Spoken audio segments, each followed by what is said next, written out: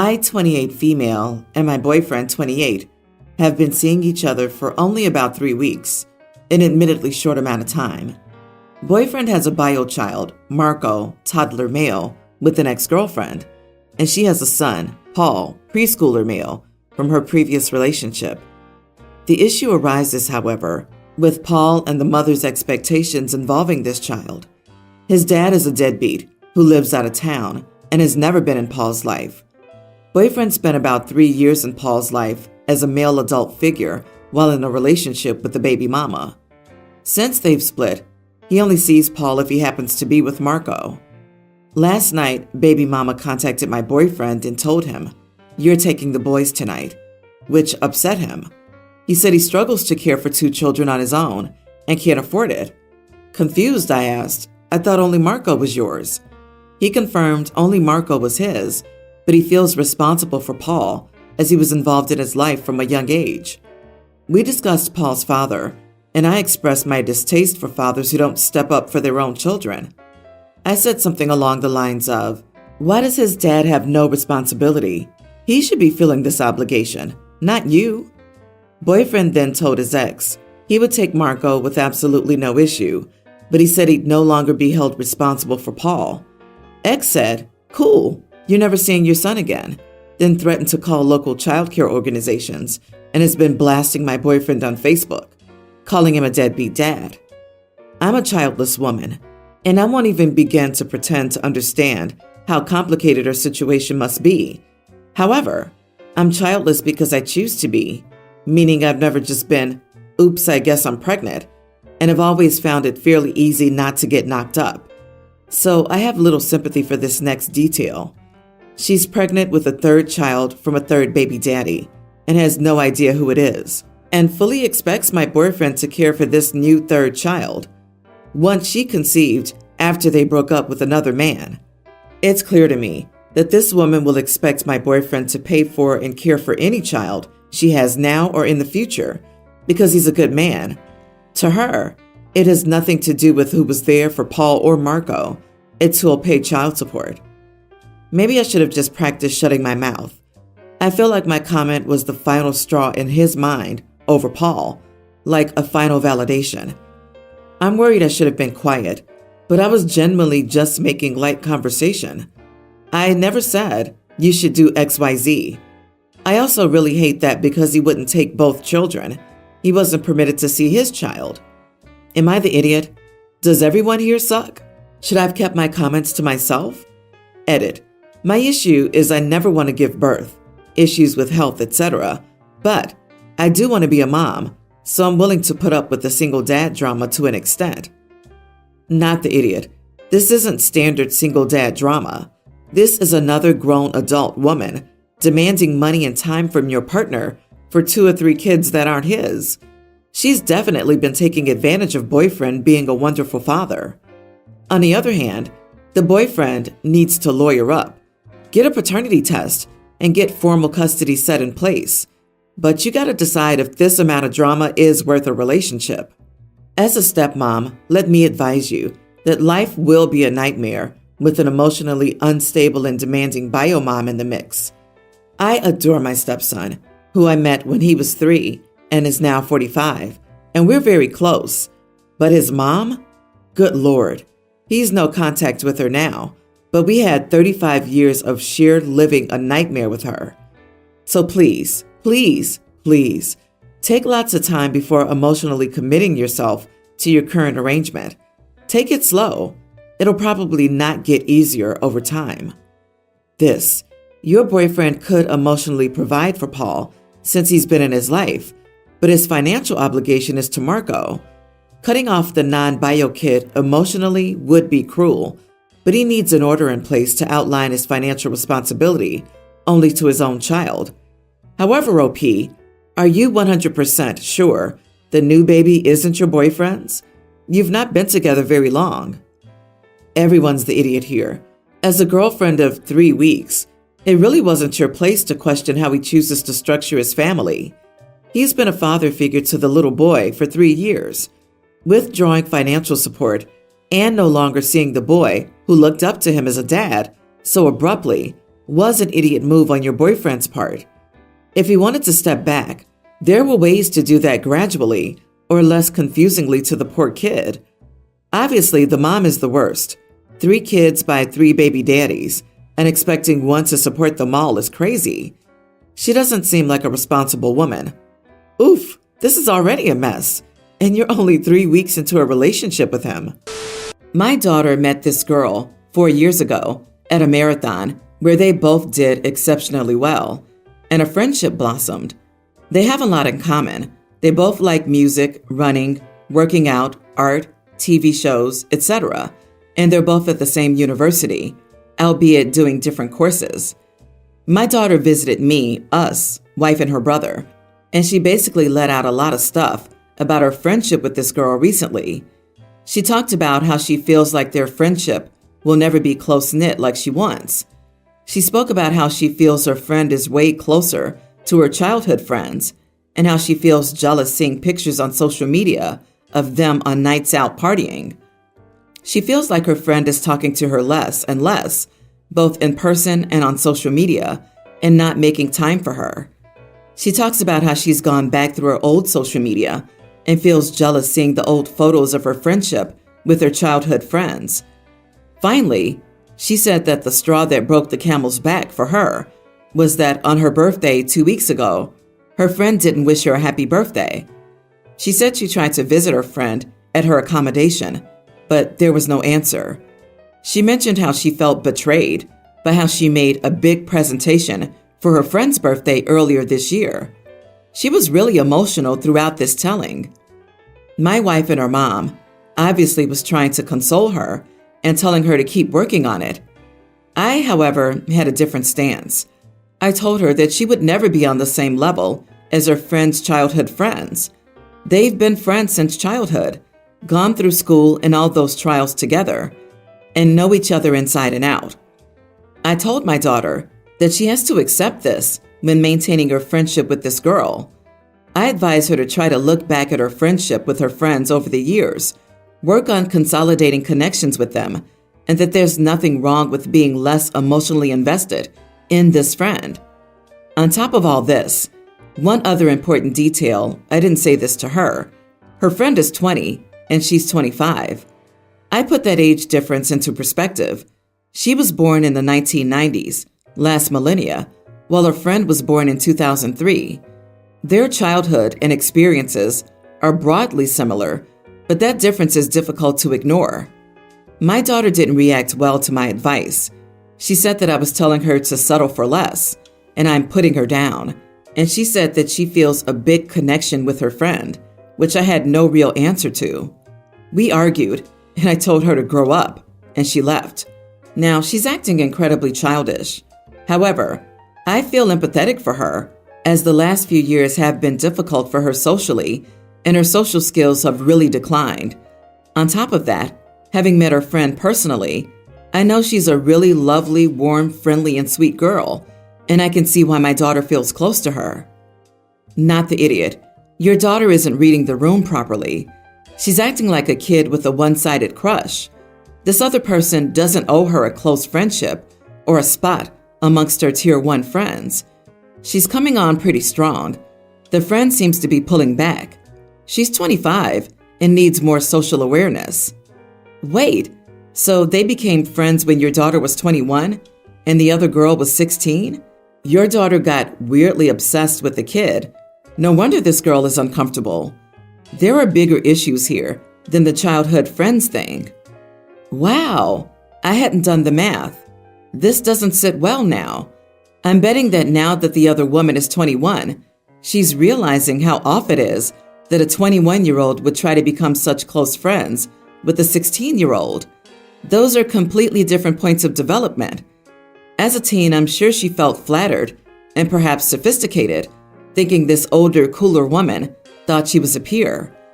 If someone I was trying to distance myself from showed up at my door on their birthday, I'd probably never talk to them again.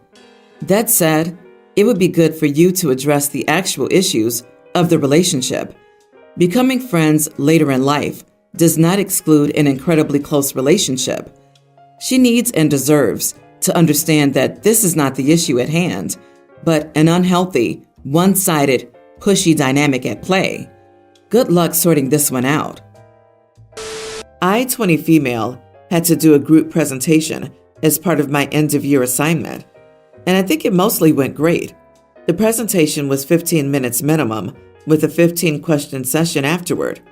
However, there's one guy in my course, John 21, whom many people dislike. He's the epitome of a well-actually guy who likes to be the devil's advocate for things that shouldn't have a devil's advocate.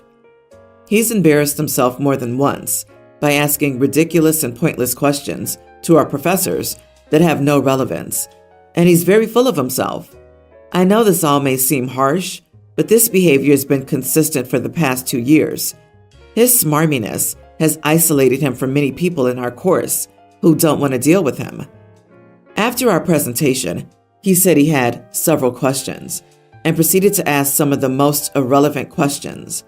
For example, in the presentation, I mentioned that one of my inspirations for the project was a trend in 2020 where grown men, usually 30 to 40-year-olds, would duet teenage girls' TikToks, mocking them from how they like their coffee to their prom dresses. John asked, "Don't you think teens should get criticism for posting online?" Not only was this not relevant to the project, but you could sense the tension in the room.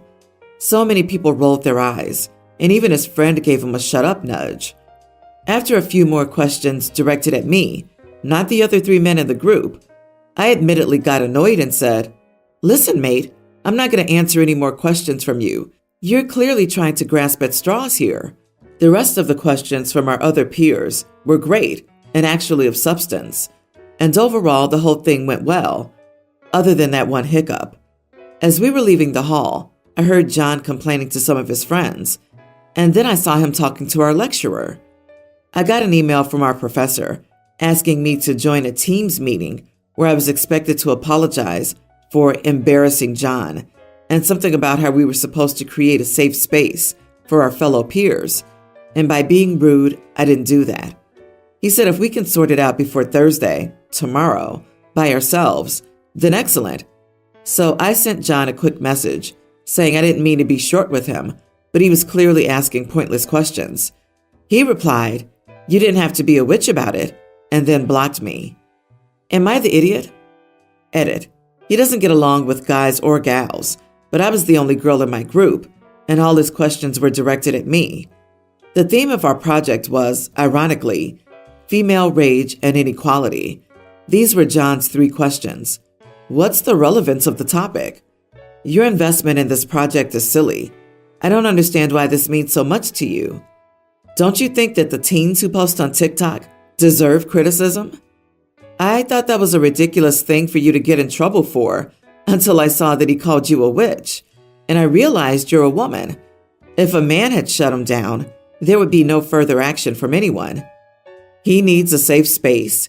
You were creating a safe space by preventing all the eyeballs in the classroom from being permanently stuck in the reverse position. You are not the idiot. Make sure you screenshot him calling you a witch. Write down the questions John was asking as exactly as possible. If you can, get help from others present. Ask them how they felt about John's questions. Take this to the Teams meeting. Say you responded to several of them. However, they had no direct relevance to the project. There were only 15 minutes for questions, and you felt that John was not creating a safe space for the others in the room by asking these questions. Read out your approach to him, and as reply, ask how much time John should have got for those questions and how you should have replied in answer to them. Ask how you could have created a safer space for the whole group. In addition to the other great suggestions defending your comment, wait until the end of the call and ask the professor if you may now receive an apology from him for calling you a witch when you reached out to resolve the issue personally. Then wait. Refrain from saying anything to follow up. Just hold eye contact. Oh, and please update. Please. I can't handle children for long periods. I don't hate them or anything. I just get stressed out being around them. My sister booked her wedding at an all-inclusive in the Dominican Republic that was family-friendly. A bunch of her guests will have kids, and other kids will be there. I said I would go but stay at a different adult-only resort nearby. This caused an issue because she got a better deal on her wedding the more guests she has staying at the same resort as her. She said I had to stay at her resort. I said no thanks. She got my parents involved, and they said I needed to suck it up for a week. Hard pass. I would have to spend the week in my room beside the ceremony. I can blow a few grand on Lego and have a better time than that. So I'm just not going. My sister and parents are upset that I choose my mental health over her wedding. They didn't say that. It's just how I feel about the situation. Not the idiot. A week at a family-friendly resort is my idea of a nightmare. I totally understand why that's not something you'd be up for. Your sister is the idiot because she expects you to do things her way because it's her saving money, not considering your situation. If she wasn't the idiot, then she would have been happy that you're coming to her wedding, regardless of what resort you stay in. You stood your ground, and that's honorable. Her greed ruined it. Don't let her gaslight you into thinking you're the idiot because you aren't. Cheers. Dude, seriously, at what point is this extreme aversion to children actually an issue for you? The fact that they exist is going to cause you to break down? They're not that bad.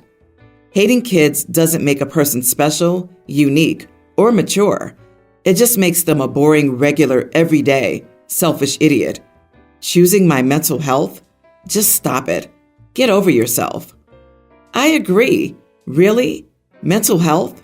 Does OP break down whenever they walk outside, go to a park or the mall, etc., and see a kid? They never go to an amusement park or the beach, or eat at a restaurant, or walk inside the grocery store, or board a plane. Wow. Go see a therapist. Being stressed out around children to the point where you have to choose a different resort is not normal. I, female 40, have been with my husband for 6 years, married for 2 years. He has sole custody of his daughter, teen. His daughter's gone by her first and middle initials, EJ, since she was a baby. Everyone calls her that. Her dad, other family members, teachers, friends, etc., etc. When my husband and I were dating, I asked what EJ stood for out of curiosity. He told me, and I thought her name was so pretty, so I started calling her that. She didn't like being called that, but I guess she got used to it after a while because she had let me. Well, last night, stepdaughter had some friends over, and I asked her to help me with something by addressing her by her name. Her friends gave questioning looks, and stepdaughter said, "Guys, that's me." A few laughed, saying, "Oh yeah," and kind of joked about forgetting her actual first name. Well, after her friends left, she got upset, ranting to her dad about how he doesn't even call her by her first name, so she doesn't understand why his wife, me, gets to. And now she doesn't even feel like her first name. She feels like an EJ. After her rant, she ran to her bedroom, and my husband got upset at me, saying I should just respect she prefers to be called EJ. I started saying how I just thought her actual name was so pretty. He said I'm honestly acting like an idiot, refusing to call her EJ. So, am I the idiot? You thought, then you imposed without asking. You are the idiot. Big time. There's nothing more personal than a spoken name. You completely disrespected EJ. Pretty is not a defendable reason. I'm so proud of EJ for finally speaking about what she's endured. She minimally deserves an apology. It's not your place to decide what someone else is called. What if your stepdaughter just started calling you dogface because she felt like it suited you better than what you prefer to be called? People get to decide for themselves what they want to be called.